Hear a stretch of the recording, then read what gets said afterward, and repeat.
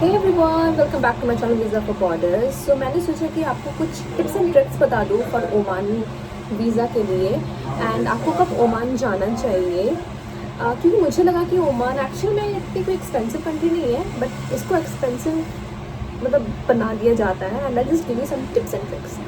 तो मैं ये बताऊँगी, फर्स्ट अगर आप ओमान जाने का सोच रहे हो ना, तो आप ओमान तभी जाओ जब आपके पास यूके, यूएस, शेंगन, जापान और ऑस्ट्रेलिया का वीज़ा हो।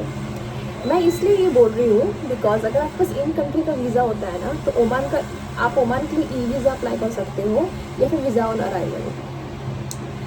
लाइक आपको सिर्फ 5 ओमान लगते हैं अगर आपके पास इन सब कंट्रीज़ का वीज़ा है आपके पासपोर्ट पे। तो आप बस ई वीज़ा जो आपको विदिन 8 आवर्स, विदिन 12 आवर्स आपको वीज़ा आ ही जाएगा। It's so easy. और सिर्फ 3 डॉक्यूमेंट लगते हैं आपको, आपका पासपोर्ट का फर्स्ट पेज, आपका एक फ़ोटो और आपका जो भी 5 कंट्री है ना, यूके, यूएस, शेंगन, जापान और ऑस्ट्रेलिया, इसका एक फ़ोटो। That's all. और कुछ नहीं लगता है, ठीक है। और दूसरा, आप ओमान तभी जाओ जब आपको ड्राइविंग आता हो, ठीक है। क्योंकि अगर आप ओमान जा रहे हो ना, अगर आपको ड्राइविंग नहीं आती है तो आपके बहुत खर्चे पड़ जाएंगे। क्योंकि मेन जो खर्चा है ओमान का वो है ट्रांसपोर्टेशन। वहाँ पब्लिक ट्रांसपोर्टेशन इतना इजीली एक्सेसिबल नहीं है। बहुत कम जगह ही आपको पब्लिक ट्रांसपोर्ट मिलती है। वहाँ कैब हाईली एक्सपेंसिव है। आपको पता है ना, 1 Oman is equal to 228 rupees. अभी शायद ज़्यादा या कम 1-2 रुपये ज़्यादा कम हो गया होगा, बट मैं अभी जब वीडियो बना रही हूँ अभी 228 रुपीज़ है। तो एक ओमान तो आप सोच पा रहे हो 228 रुपीज़। तो अगर आप सिर्फ 1 किलोमीटर का डिस्टेंस कर रहे हो, you will and up paying 300 rupees. तो मैं आपको बता रही हूँ, अगर आपको ड्राइविंग नहीं आता है ना, तो आप ओमान जाने का सोचो ही मत। तो ठीक है। तीसरा है, अगर आपको ड्राइविंग आती है ना, तो आप इंटरनेशनल लाइसेंस जरूर कर लेना, क्योंकि आप ओमान में गाड़ी चला सकते हो विद एन इंटरनेशनल लाइसेंस। कभी कभी तो वो इंडियन लाइसेंस भी अप्रूव कर देते हैं, बट मैं फिर भी बोलूँगी सेफ्टी के हिसाब से आप इंटरनेशनल लाइसेंस ज़रूर रखना, ठीक है।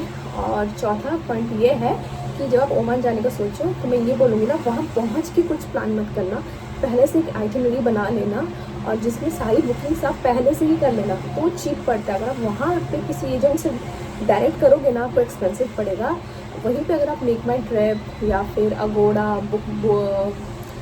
booking.com इन सब चीज़ से कर रहे हो ना, तो काफ़ी चीप पड़ता है। मैं कोई एडवर्टाइज नहीं कर रही हूँ, आप खुद कंपैरिजन कर लेना कि अगर आप वहाँ पे डायरेक्ट किसी एजेंट से कर रहे हो ना ओमान में, तो आपको काफ़ी एक्सपेंसिव चार्जेस लेते हैं। फॉर एग्जांपल, अगर आपको वो $100 ले रहे हैं ना, अगर वो आपसे 9,000 रुपीज़ लेते हैं ना कोई एक्टिविटी का, एक इंसान का, वही अगर आप किसी ऐप के थ्रू कर रहे हो ऑनलाइन, वही चीज़ आपको 9,000 जगह 6,000 पड़ेगा। मैं एक एग्जाम्पल बता रही हूँ। तो ये डिफरेंस है, तो आप ज़रूर ये करना, ठीक है। आई होप मुझे आपको मेरा ये वीडियो पसंद आया हो। तो अगर आप ओमान जाने का सोच रहे हो और अगर आपके दिमाग में कुछ भी सवाल है, तो आप मुझे कमेंट्स में ज़रूर लिखें। I try my best to help you out, ठीक है। And ya don't forget to like and share. Bye bye.